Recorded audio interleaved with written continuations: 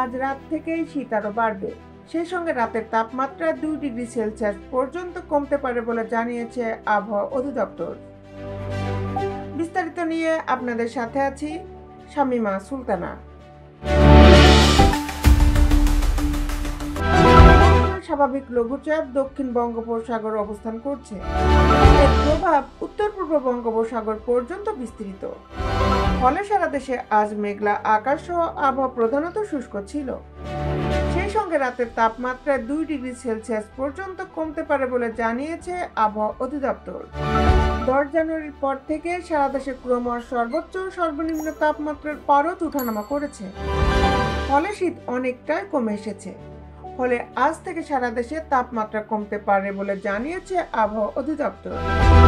সংস্থাটি বলছে, আজ শনিবার রংপুর ও রাজশাহী বিভাগের রাতের তাপমাত্রা 1 থেকে 2 ডিগ্রি সেলসিয়াস কমতে পারে। আর্দ্রতা সামান্য কমতে পারে। সারা দেশে দিনের তাপমাত্রা প্রায় অপরিবর্তিত থাকতে পারে। আবহাওয়াবিদ হাফিজুর রহমান জানিয়েছেন, আগামীকাল উত্তরাঞ্চলে শৈত্যপ্রবাহ হওয়ার সম্ভাবনা রয়েছে।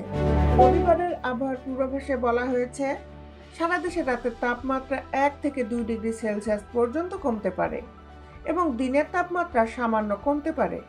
এ সময় মধ্যরাত থেকে সকাল পর্যন্ত সারা দেশের কোথাও কোথাও মাঝারি থেকে ঘন কুয়াশা পড়তে পারে। আজ দেশের সর্বনিম্ন তাপমাত্রা ছিল 11.4 ডিগ্রি সেলসিয়াস শ্রীমঙ্গলে। আজ ঢাকার তাপমাত্রা 17 ডিগ্রি সেলসিয়াস। রোববার সন্ধ্যা 6টা পর্যন্ত পূর্বাভাস অনুযায়ী দেশের আকাশ অস্থায়ীভাবে মেঘলা থাকতে পারে।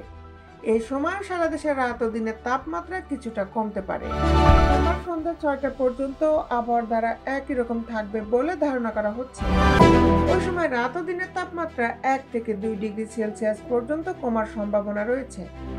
মার্চ মাস শুরু না হতে পঞ্চগড় জেলায় শীতের প্রকোপ তীব্র হয়েছে। গত কয়েকদিন ধরে তাপমাত্রা 9 থেকে 12 ডিগ্রি সেলসিয়াসের মধ্যে উঠানামা করছে। সেখানকার রাস্তাঘাটে যানবাহন ও মানুষের চলাচল অনেক কমে গেছে।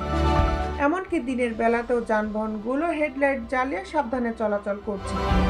শনিবার সকাল 6টায় পঞ্চগড়ের তেঁতুলে তাপমাত্রা রেকর্ড করা হয়েছে 12.3 ডিগ্রি সেলসিয়াস।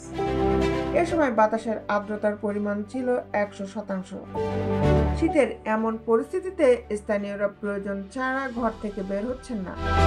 আবহাওয়ার এই অবস্থা কয়েকদিন অব্যাহত থাকতে পারে বলে মনে করছেন বিশেষজ্ঞরা।